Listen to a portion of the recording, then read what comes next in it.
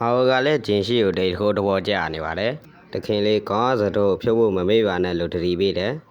အဲ့စတော့ကဂျင်းရှိလူကြတဲ့တိတ်တက်လက်တက်တာမရှိဘူးမဟုတ်ရင်တခင်လေးရဲ့ဘဝအမှန်လူတွေတီးကုန်မယ်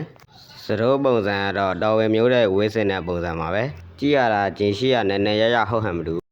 အားရင်အားတလို့မောင်ကတွငယ်ချင်းရှောင်းလန်းအောင်မုံလာကြွေတယ်မောင်နေစတော့ရတယ်ဆိုတော့နန်းတော့အနေအပြင်ခဏထွက်လို့ရပြီပေါ့လို့ရှောင်းလန်းကပြောဆိုလိုက်တယ်မောင်စိတ်လှုပ်ရှားသွားတယ်ဒါပေမဲ့ဘာလို့ဆိုလို့မှမသိဘူးအပြူတော်တွေကနန်းတော့ပြင်ပထွက်ခွင့်မရှိဘူးဒါပေမဲ့စိတ်မြင့်အရာရှိရဲမက်တူကအာမခံပေးတော့အပြင်ခဏထွက်လို့ရတယ်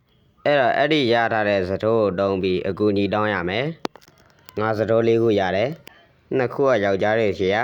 အဲ့ထက်တရားကတော့ရွှေရမ်းမရှိဘူးဆိုပြီးဂျင်းရှိကိုခုချိန်ဒီကုန်းကုန်းလို့ထင်နေတော့အဲ့တော့လီဟာခုကိုအကူညီတောင်းဖို့ဆုံးဖြတ်တယ်လီဟာခုကတာမန်ပြူတော့တူလူလိုရာရှိတူကူညီတောင်းလို့ဆိုပြီးအိုက်တင်ခံနေတယ်မင်းလိုပြူတော့တရားကိုငါလိုရာရှိတူကဘာလို့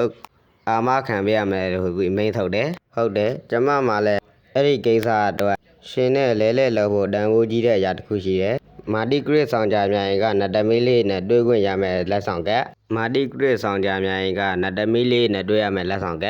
မာတီဂရစ်ဆိုတဲ့ဆောင်ကြမြိုင်ကတနိုင်ငံလုံးမှာရှိတဲ့ဆောင်ကြမြိုင်တွေကမှအမြင့်ဆုံးအိမ်တော်အဲ့ဒီအိမ်တော်တညတ်တော်ဖို့ဆိုရင်လီယာခုရဲ့တနေ့ဆုံးလားစာတောင်းရမယ်အဲ့လောက်ကိုဈေးကြည့်တာလီဟာခုဆိုတာလဲကြားတဲ့မှာဦးကြောင်ကြားမဟုတ်ပဲ9000ကြားဒါမျိုးပဲလက်လော့ခံမလဲမောင်အိမ်ခဏပြန်ခွင့်ရတာမို့တငယ်ချင်းအပြူတော်တွေကဝမ်းအတာနေကြတယ်မိဖုရားကိုကိုယူကတော့ဂျင်းရှိတရတဝင်းတိုးနေမှာကိုကြိုတူပြုံးနေတယ်နောက်နေ့ဂျင်းရှိနောက်နန်းဆောင်ရောက်တော့မိဖုရားထင်ထားတဲ့အတိုင်းပဲအီးမှန်ထားမျက်နှာကြီးနဲ့မောင်နဲ့လီဟာခုတို့ဆောင်းကြမြိုင်ကိုရောက်ပြီးဆောင်းကြမြိုင်ပိုင်ရှင်ဖွားရောက်လာပြီးလီဟာခုတို့ပိုင်ဝရင်းနဲ့တွေ့ရဖို့စီစဉ်ပေးတယ်ဆောင်းကြမြိုင်ပိုင်ရှင်ဖွားကြီးကနောက်တစ်ခါဘောစီအရာရှိမူမတ်တွေခေါ်လာခဲ့ဖို့မောင်ကိုပြောတယ်